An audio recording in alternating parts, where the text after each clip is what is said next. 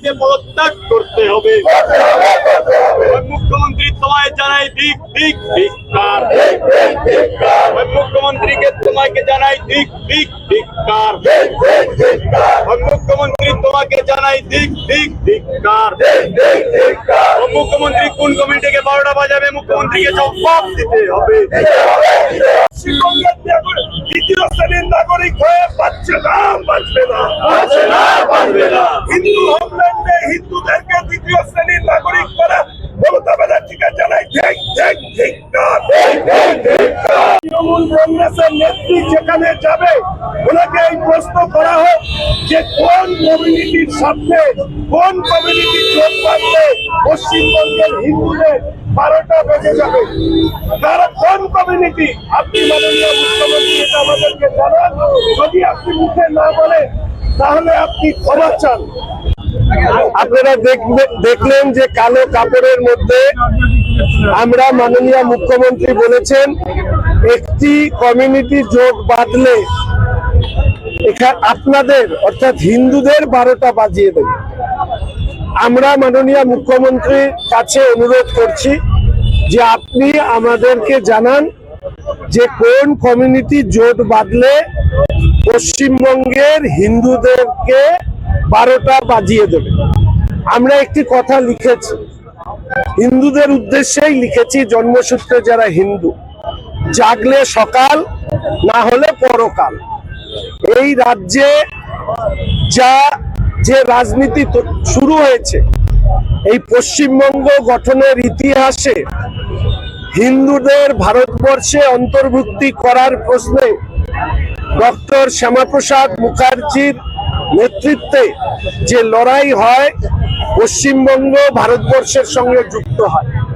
সেই পশ্চিমবঙ্গে হিন্দুদেরকে দ্বিতীয় শ্রেণীর নাগরিক বানানোর চক্রান্ত বা চেষ্টা আমাদের রাজ্যের শাসক দল তৃণমূল কংগ্রেস করছে।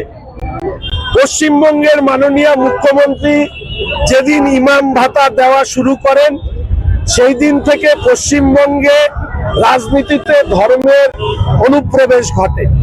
পরবর্তী ওনার 15 বছরের শাসনকালে হিন্দু দেবদেবীদের অসম্মান, অপমান, পুজো বন্ধ করা, সরস্বতী ঠাকুরের পুজো হাইকোর্টের আদেশে পুলিশ প্রহরায় হওয়া থেকে শুরু করে রামনবমীর মিছিল, সেখানে বিভিন্ন ধরনের সমস্যা তৈরি করা, এমনকি মালদা মুর্শিদাবাদে হিন্দু হওয়ার অপরাধে হরগোবিন্দ দাস, চন্দন দাসকে কুপিয়ে কুপিয়ে হত্যা করা, সেই জায়গায় দাঁড়িয়ে পুলিশের নিষ্ক্রিয়তা এটাই প্রমাণ করছে যে এই রাজ্যের সরকার হচ্ছে হিন্দু বিরোধী সরকার।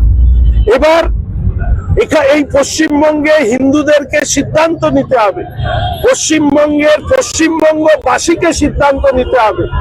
এই রাজ্যের মুখ্যমন্ত্রী রাজ্যের উন্নয়ন করতে ব্যর্থ হয়ে রাজ্যে ধর্মীয় ভাগাভাগি করে ক্ষমতায় থাকতে চাইছেন।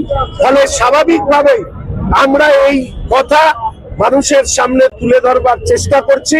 আমাদের মূল দাবি, মাননীয় মুখ্যমন্ত্রী আপনি বলুন কোন কমিউনিটি হিন্দুদেরকে 12টা বাজিয়ে দেবে 1 মিনিটের মধ্যে, এটা আপনি বলুন। যদি আপনি না বলেন, পশ্চিমবঙ্গের প্রত্যেক মানুষ, সব ধর্মের মানুষের কাছে ক্ষমা চান যে আপনি যে উক্তি করেছেন এটা মুখ্যমন্ত্রী সুলভ উক্তি নয়, এটা দাঙ্গা বাজানোর উক্তি।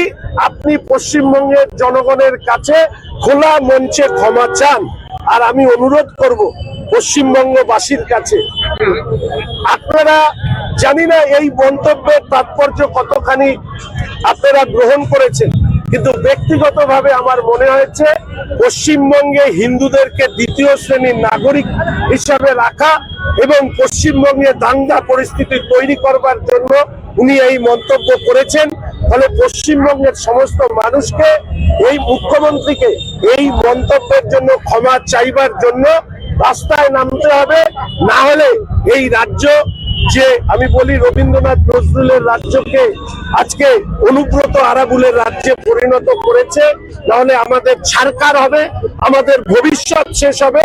এবং আমার মনে হয়েছে সেই জায়গা থেকে দাঁড়িয়ে মুখ্যমন্ত্রীর এই মন্তব্যের বিরুদ্ধে আন্দোলন